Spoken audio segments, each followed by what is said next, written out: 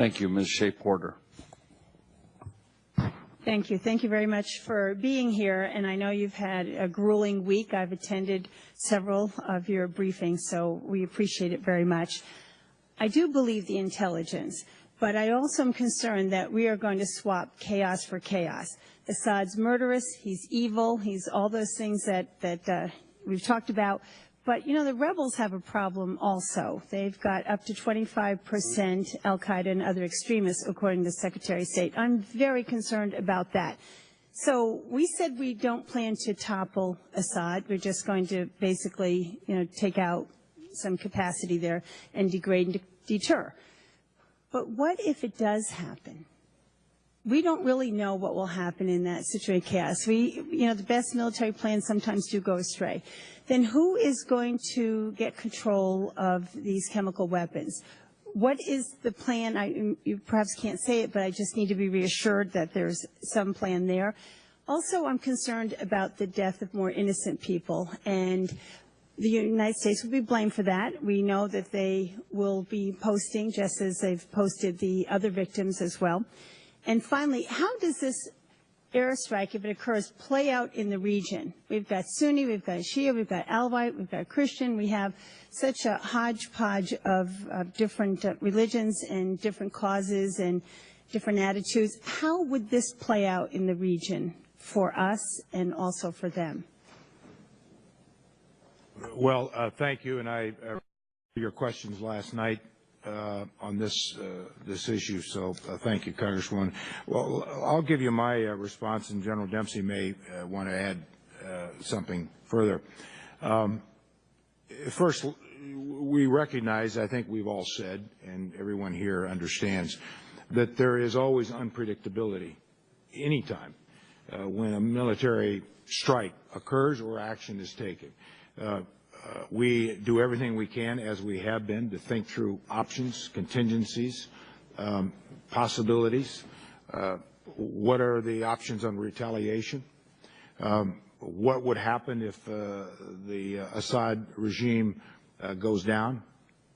Your note about the percentage of, generally speaking, it's imperfect on what our intelligence assessments are on the composition of terrorists or the bad groups in that 100,000 generally group of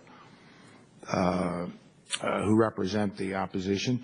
That's all reality. But there are also a significant percentage of pretty responsible individuals that make up the Syrian Military Council and other dimensions of the opposition. Now, there's no guarantee of any outcomes.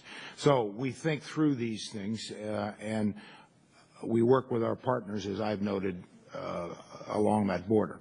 We're very closely connected with all those countries and their military and their leaders.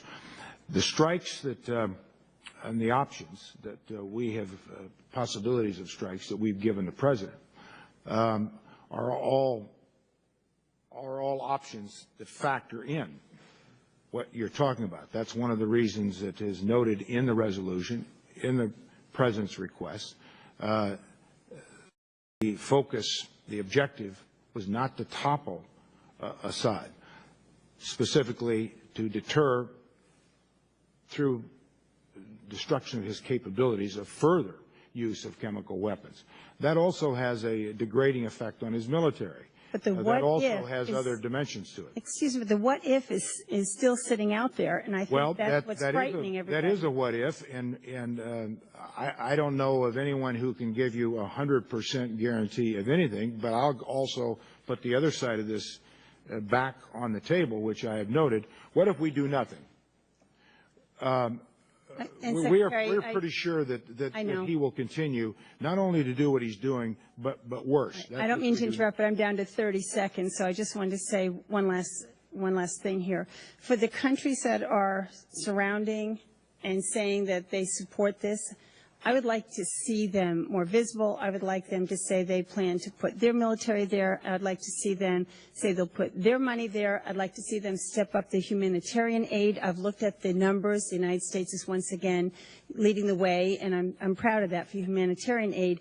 But I think what we're also hearing from our constituents is somebody else needs to step up and provide more humanitarian aid and provide more whatever it is that they want in the region, instead of saying always, well, good for you, United States, but we won't say our names publicly. The So gentlelady's thank you very much. I yield back. gentlelady's time has expired. Ms. Walorski. Thank you, Mr. Chairman. Sir.